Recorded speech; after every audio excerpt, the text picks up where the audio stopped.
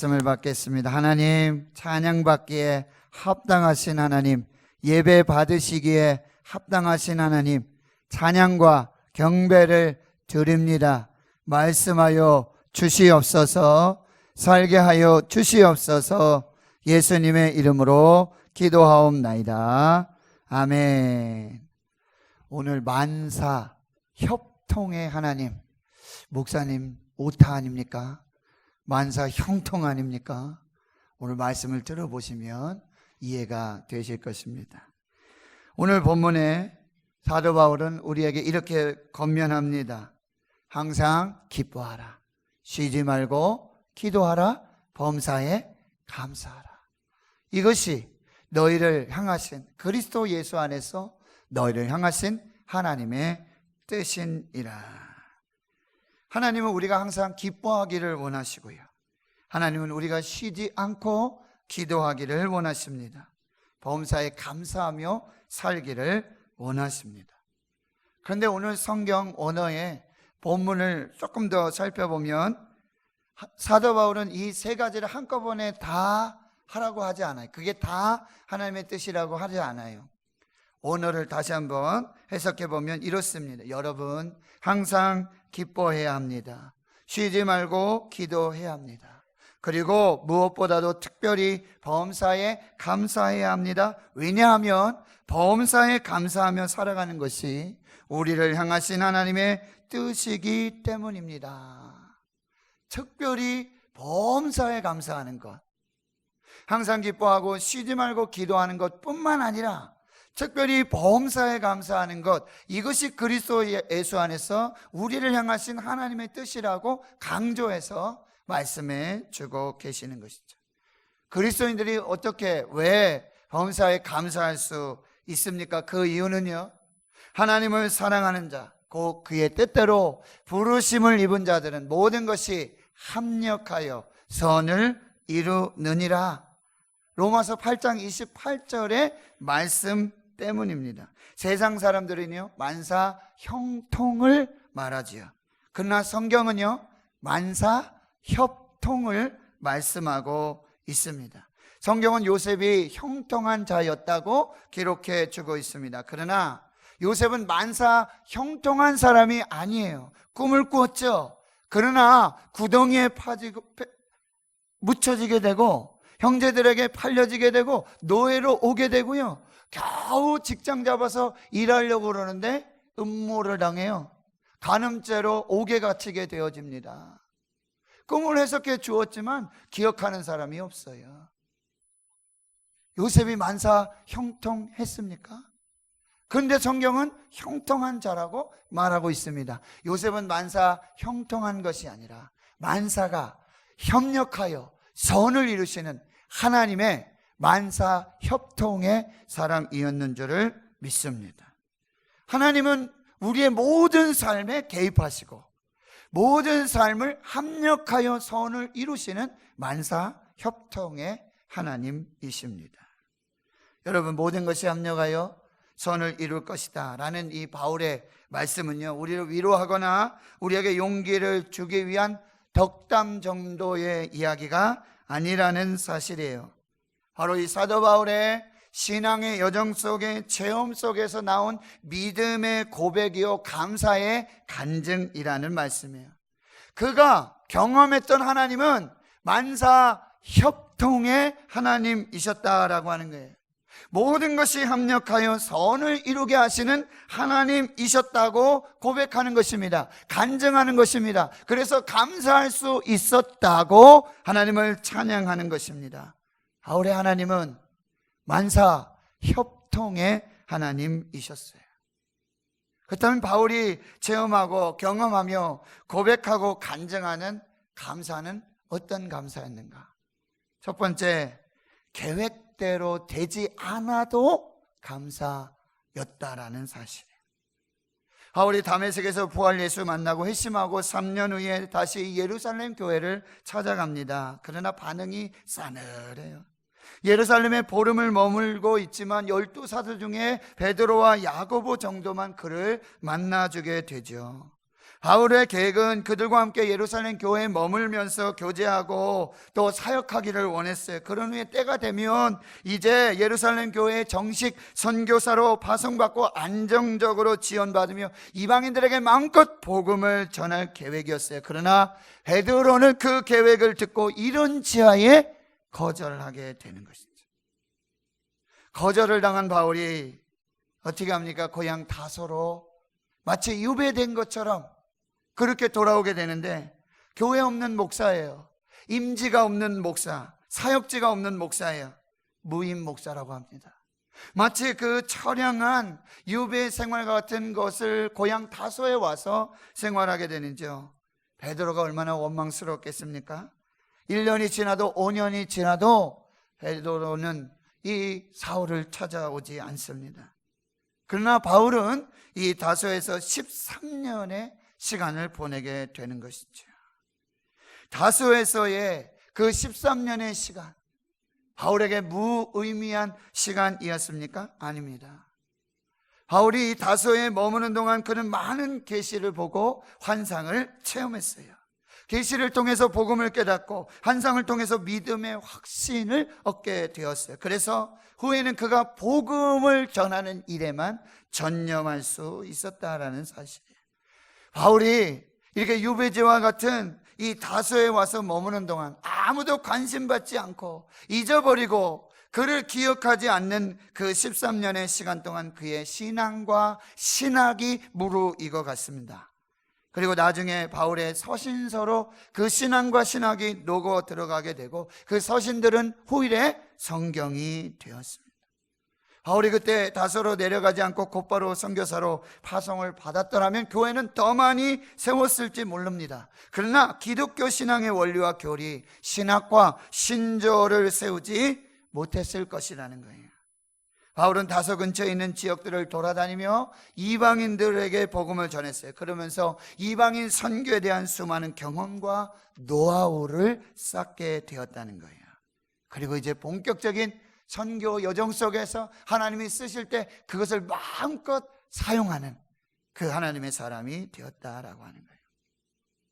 하나님이 바울의 계획을 이루지 못하게 하시고 고향 다소에서 13년을 잊어버린 자로, 무임 목사로, 사역지도 없는, 사역도 없는, 아무도 기억하지 않는 그 13년의 시간을 보내게 하신 데는 그만한 이유가 있었다라는 사실. 바울에게 더 준비할 시간이 필요했던 것입니다.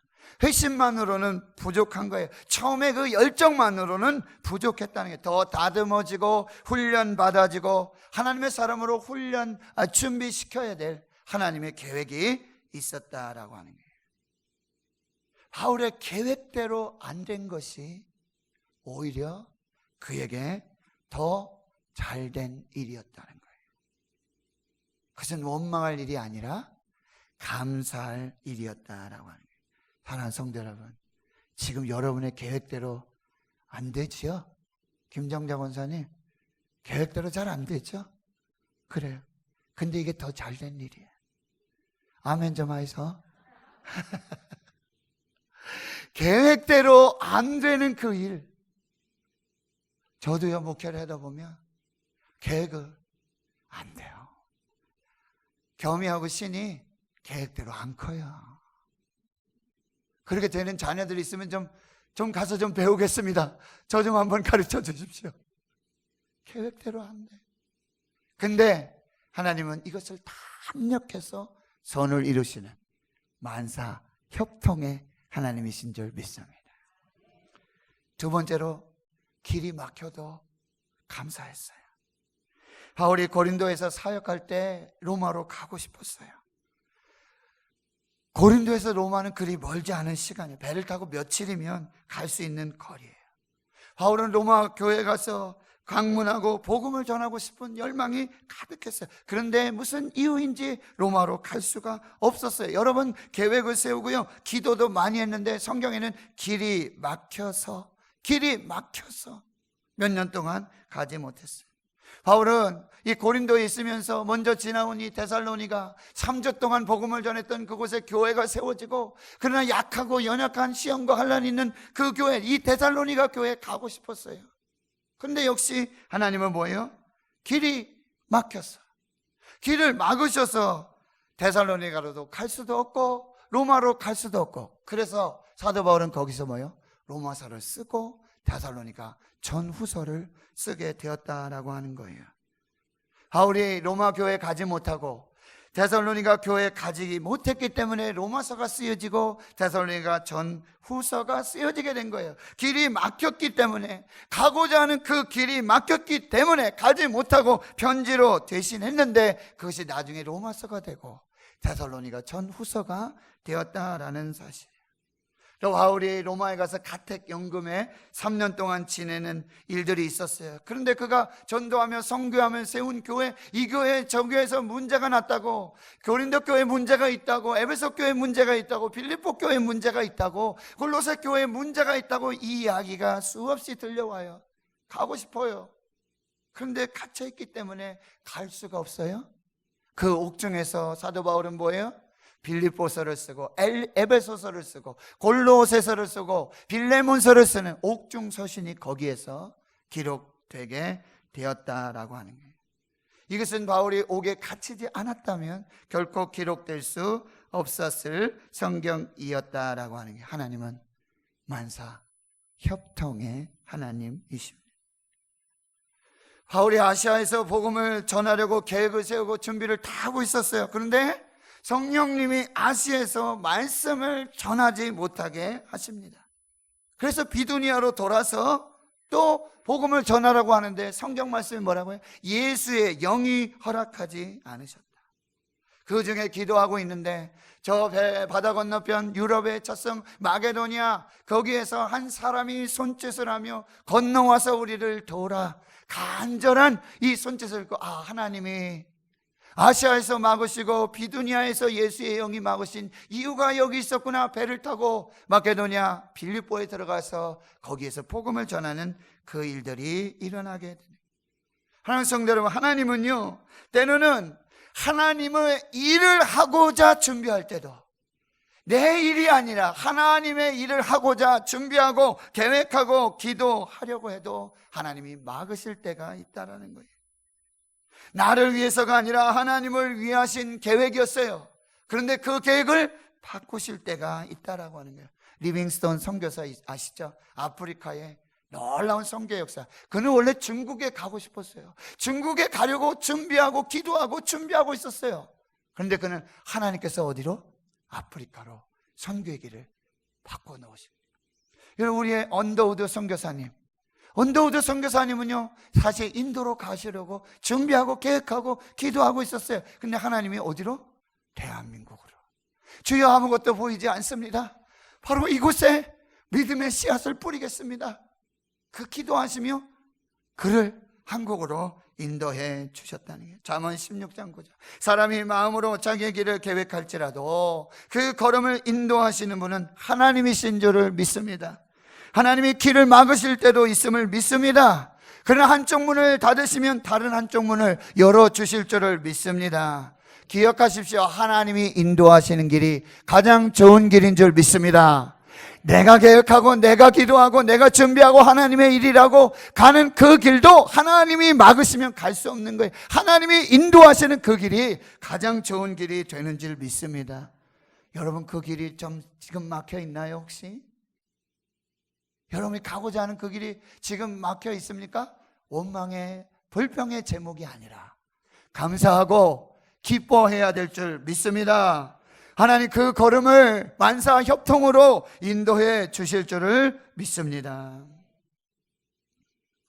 세 번째는요, 고난 중에도 감사했어요.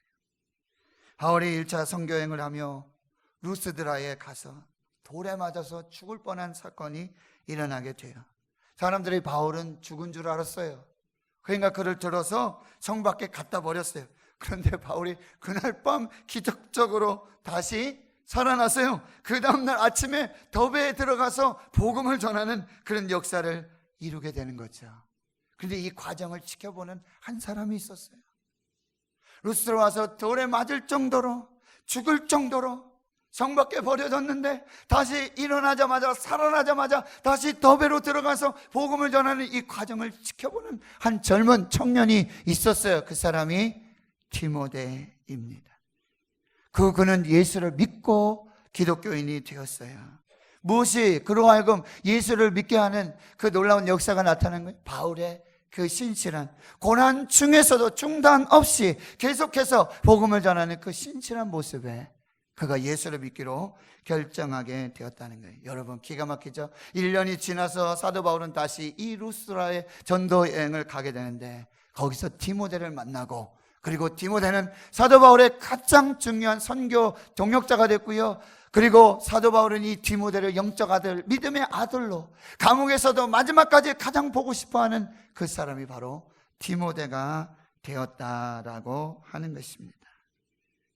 그럼 돌에 맞아 죽을 지경이 되면 얼마나 괴롭겠습니까? 그런데 하나님께서는 이런 일까지 당하게 하시는데 도무지 이해가 되지 않을 때가 있습니다. 그런데 나중에 1년 후에 디모데를 만나고 디모데의 간증을 들으며, 사도 바울 선생님, 내가 당신과 함께 주의 복음을 위해, 예수 복음을 위해 내 생명을 드리겠습니다. 그래, 감사하다. 어찌된 일이냐? 나는 당신이 1년 전에 루스트라에 와서 돌에 맞아 죽을 정도가 되고 성 밖에 나가 버려졌지만 다시 일어나 더베로 가서 복음을 전하며 예수 생명을 위해 생명을 거는 그 모습을 보고 저는 예수 믿기로 작정했습니다. 내가 당신의 동역자가 되겠습니다. 이 간증을 들으며 사도 바울은 1년 전에 있었던 그 고난, 돌에 맞아 죽을 지경이 된 그 고난이 비로소 해석이 되었다라고 하는 것입니다. 하나님 성도 여러분, 여러분들에게 지금 이해가 안 되는 고난이 있으신가요? 이해가 안 되는 고난이 있다. 말씀을 보고 기도를 해도 도저히 이해할 수 없는 고난이 있다는 거예요. 그러나 우리가 이해할 수 없는 그 고난을 통해서 하나님이 이루실 그거 비밀한 일의 역사를 우리가 알 수 없다라는 거예요. 하나님이 아시는 줄 믿습니다. 바울이 빌립보에 가서 신라와 함께 복음을 전했어요. 실컷 두들겨 맞고 감옥에 갇히게 되는 것이죠. 감옥입니다. 한밤중입니다. 바울과 신라가 기도하고 찬양을 했어요. 그리고 감옥 속에서 기도하고 찬양 소리가 나는 거예요. 그러나 죄수들은 이 기도와 찬양 소리를 듣고 있었어요.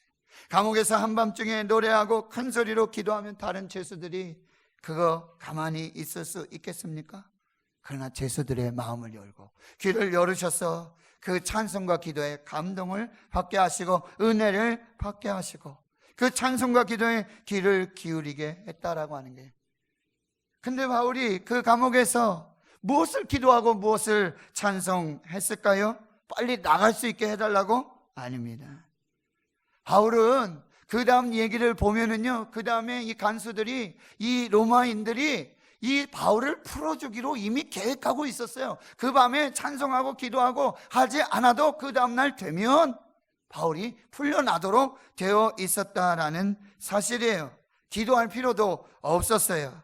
그런데 사도 바울은 거기서 기도하고 찬송한 건 바로 여기 영혼들을 구원할 수 있게 하옵소서.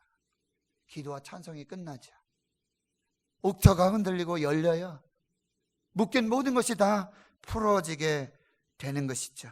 왜 기적이 일어났습니까? 바울을 쉽게 도망하게 하시려고 하나님 참 좋으신 하나님 아닙니다. 하나님께서 전도의 문을 열어주시기 위한, 우리는 감옥 문이 열리는 기적에만 관심을 가질 때가 많아요. 이 사건을 인용해서 기도하고 찬송하며 어떤 인생의 문도 열릴 것이라고 하는 설교 많이 들어왔습니다. 그런데 중요한 것은 이 감옥문이 열린 게 아니에요. 메인 모든 것이 풀린 것이 아니에요. 인생의 문이 열린 것이 아니에요. 한밤중에 감옥에서 기도하고 찬송했을 때 전도의 문이 열렸는 줄 믿습니다.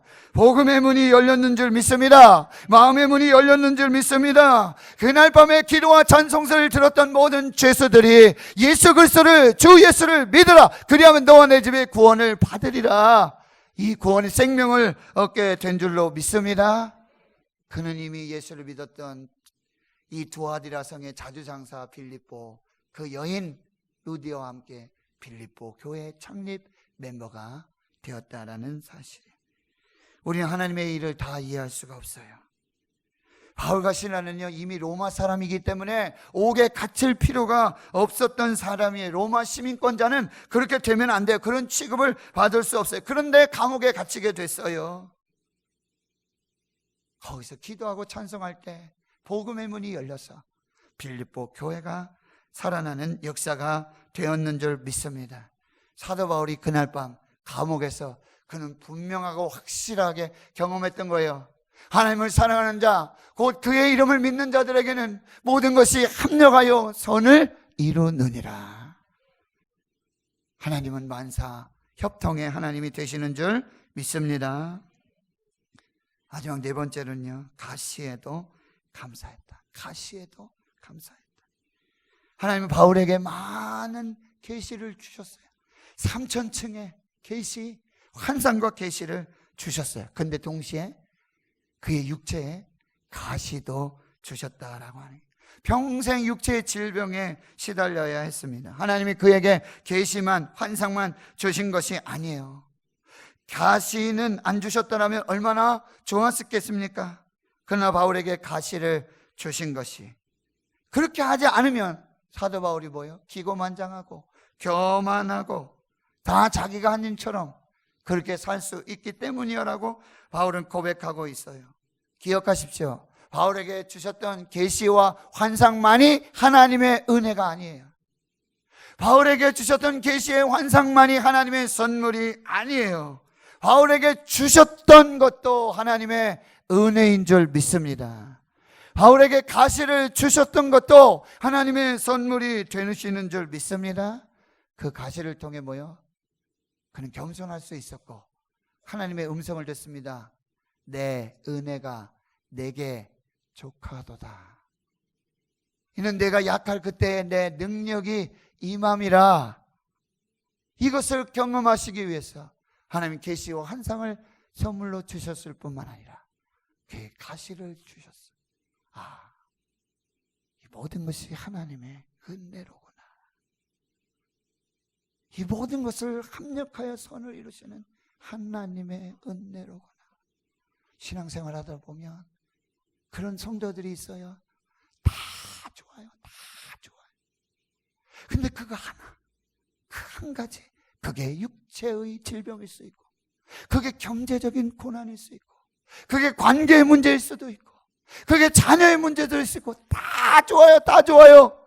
다 은혜예요. 다 선물이에요. 근데 그 한 가지. 근데 감사한 건 무엇입니까? 그것을 가지고 하나님께 기도하며 감사하며 믿음으로 살고 있더라는 사실입니다. 사랑하는 성도 여러분, 하나님이 내게 주신 은혜에만 감사하지 마십시오. 오늘 여러분에게 있는 가시를 보시고요, 그 가시에도 감사할 수 있는 여러분 되시기를 축원합니다. 가시 같은 남편을 주시고, 가시 같은 아내를 주시고, 가시 같은 자녀, 가시 같은 경제적인 문제, 가시 같은 인간관계, 하나님 내게 주심 하나님 감사합니다. 이 고백이 여러분에게 있기를 축원합니다. 장미꽃에만 감사하지 마시고 장미 가시에도 감사할 수 있어야 될 줄 믿습니다. 하나님이 바울에게 주셨던 이 가시는요, 더 정확하게 말하면 말뚝이라는 의미가 있어요. 바울의 끝이 뾰족한 말뚝을 하나님이 바울에게 박아 놓으셨던 거예요. 고통스러운 질병이었어요. 그러나 그것 때문에 의사 누가를 만나게 되었다는 거예요. 의사 누가를 통해서 사도 바울의 그런 선교의 모든 일정들이 그의 주치 의사 누가를 통해서 다 돌봄을 받고, 그리고 사도 바울은 이렇게 고백하잖아요. 지금 다 나를 떠났다. 세상을 사랑해서 교회를 떠나고 마귀의 자녀가 되고 사탄의 자녀가 됐다. 그러나 누가만 나에게 있느니라. 마지막까지 바울의 그 옆을 지키고 있었던 동역자가 바로 누가였다는 거예요. 근데 하나님은 이 누가를 통해서 누가복음을 기록하게 하시고 사도행전을 기록하게 하시고 놀라운 섭리가 여기 있는 줄을 믿습니다. 하나님은 만사 협통의 하나님이 되시는 줄 믿습니다. 이제 말씀을 정리합니다. 하나님 성도 여러분, 바울에게도요, 그 위대한 사도 바울에게도 기도하고 계획한 대로 이루어지지 않은 일들이 많이 있었습니다. 그런데 지나고 보니 그것이 하나님의 뜻을 이루시기 위한 하나님의 계획이었다라고 하는 거예요. 하나님의 계획을 이루시기 위해서 나의 계획을 미루셨다라는 사실이에요. 믿음의 눈으로 봐야 되는 거예요. 나의 계획을 자꾸 막으시고 길을 막으시고 기도를 막으시는 그 이유 중에는 네 뜻을 이루기보다는 나의 뜻을 이루기를 원한다. 하나님의 나라가 이루어지기를 원한다. 너 거기에 순종할 수 있겠니? 내가 너를 그렇게 쓰기를 원한다 라고 하시는 하나님의 계획이 있다라고 하는 거예요. 하나님의 뜻을 이루시고 하나님의 계획을 이루시기 위해 때로는 우리의 길을 막으실 때가 있습니다. 하나님의 뜻을 이루시고 하나님의 계획이 이루어지도록 때로는 우리가 고난을 당할 수도 있습니다. 하나님의 뜻을 이루시고 하나님의 계획을 이루시기 위해서 때로는 우리 인생의 가시를 주실 때가 있어요.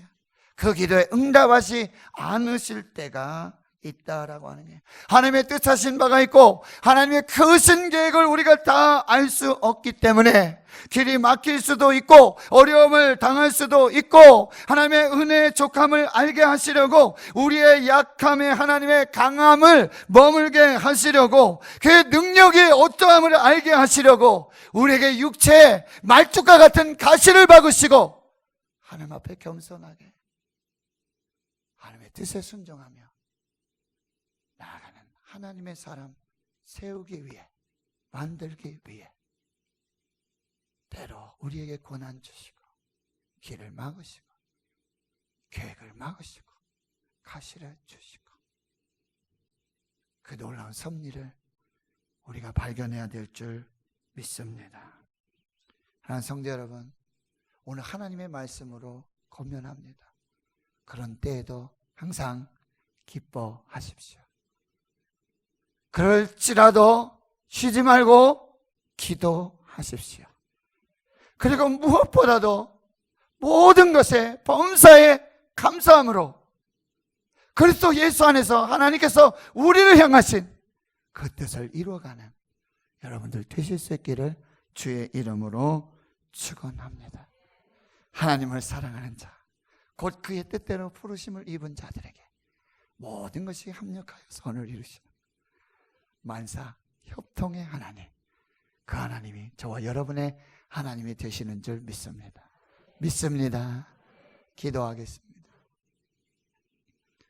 하나님, 하나님의 뜻을 이루시기 위해, 하나님의 계획을 이루시기 위해 때로 우리의 계획을 막으시고 길을 막으시고 고난을 주시고 가시를 주시며 우리의 기도에 응답하지 않으시는 이 침묵의 시간들을 허락해 주심을 믿습니다. 고난 중에 감사하게 해 주시옵소서. 고난 중에 기뻐하게 해 주시옵소서. 고난 중에 기도하게 해 주시옵소서.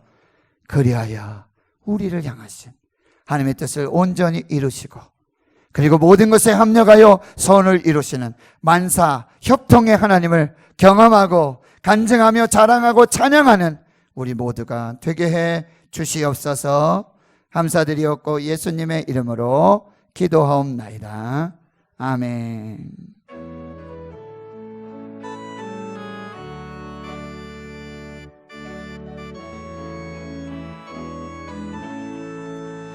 날 구원하신 주 감사, 모든 것 주신 감, 지난 추억이 내 감사, 지난 추억이 내가 주 내 곁에 계신 주 내 곁에 계신 향기로운 봄철의 감사, 향기로운 봄철의 감사, 외로운 가을날 감사, 사라진 눈물도 사라진 눈물도 감사, 나의 영혼 평안에 응답하시